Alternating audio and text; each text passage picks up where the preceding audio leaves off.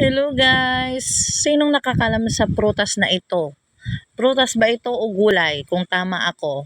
I-comment nyo nga guys kung ito'y prutas ba o gulay. Guys, yung kalamyas, piyas or kamyas.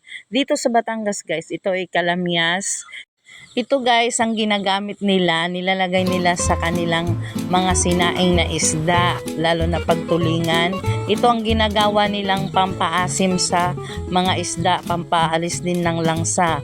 Ito guys, bago nila gagamitin ay pinapatuyo nila muna ito guys. Pwede din to guys ilagay sa pangpaasim ng sinigang na isda. Kung wala kayong pambiling sinigang mix sa sampalok, ay pwede nyo tong gamitin kapag meron kayong mga kalamyas sa inyong mga lugar. Anyways guys, kaya ako kumukuha ng kalamyas ngayon dahil ako'y naglalaba.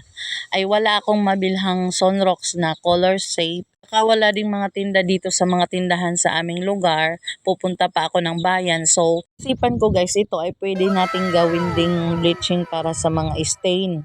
Lalong-lalo na guys, nakakatanggal din to sa mga dugo. Ito naman guys, 1 month na to mahigit guys. Ngayon ko lang nalabhan kaya sobrang kapit yung stain ng dugo sa comforter. Makapal pa guys at talagang hirap tanggalin guys. So, yan guys ay natanggal naman siya ng kaunti nung natuyo na yan.